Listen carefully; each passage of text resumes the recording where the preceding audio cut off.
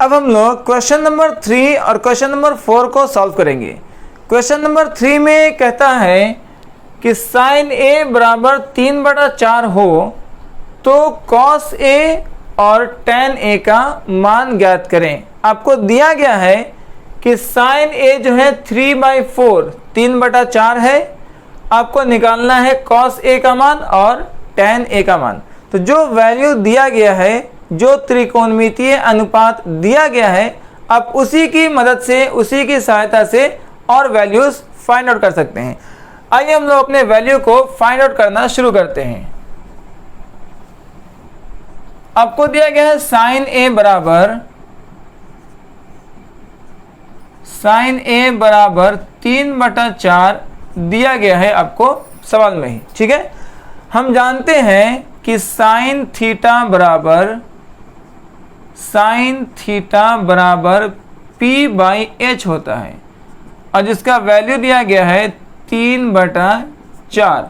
इसका मतलब है कि आपको p का जो वैल्यू है, p है आपका 3 दिया गया है और जो h है वो आपको 4 दिया गया है, ठीक है। यहां से आपको दो वैल्यूज पता चल गए। साइन थीटा बराबर 3/4 दिया गया है। हम लोग फार्मूला से जानते हैं कि साइन थीटा बराबर p/h होता है, जिसका वैल्यू दिया है 3/4, p बराबर 3 और h बराबर 4। अब यहाँ से आपको एक साइड b निकालना है। अब आराम से फार्मूला की मदद से निकाल सकते हैं।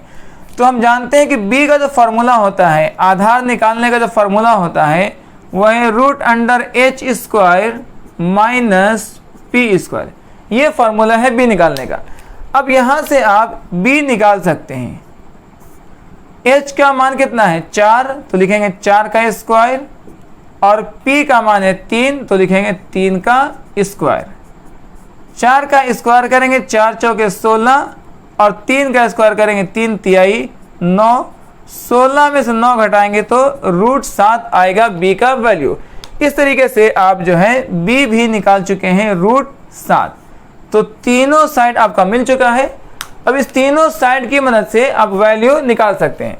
आपको निकालना क्या क्या था? फर्स्ट में निकालना है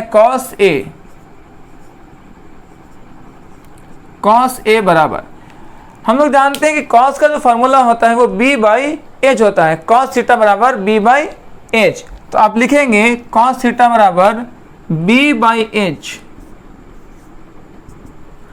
आपका b का वैल्यू है √7, तो आप लिखेंगे √7/h का जो वैल्यू है वो दिया गया है 4, तो h हो गया 4।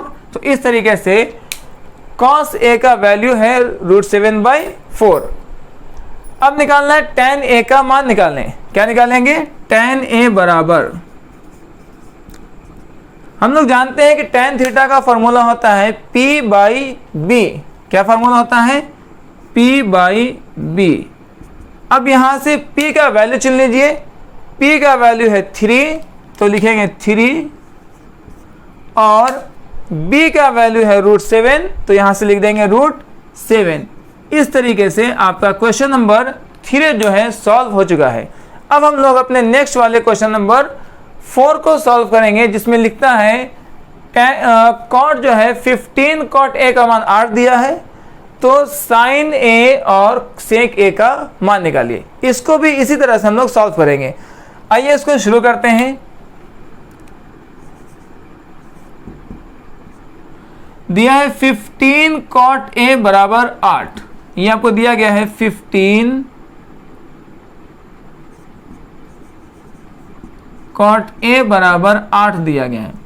तो अगर यहां से आप कॉट ए का वैल्यू निकालना चाहेंगे तो आप लिखेंगे cot A is equal to 8/15,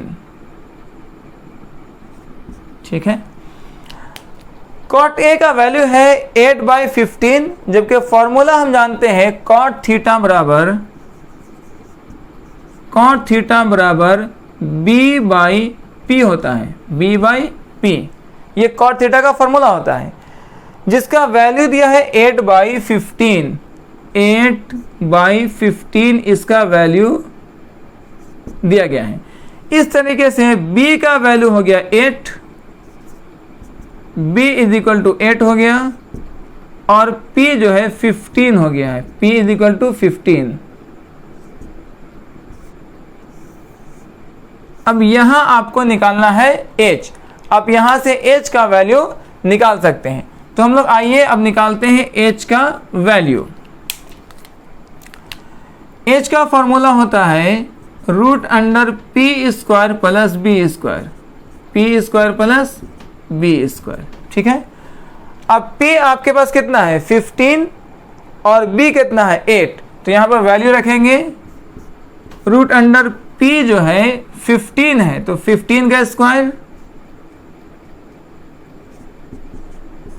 plus b कितना है 8, तो 8 का स्क्वायर। जब 15 का स्क्वायर करेंगे 15 का स्क्वायर करेंगे 225 आता है, 15 15 225, और 8 का स्क्वायर करेंगे तो 8 8 64। ठीक है, अब इन दोनों को क्या करना है, इन दोनों को जोड़ देंगे।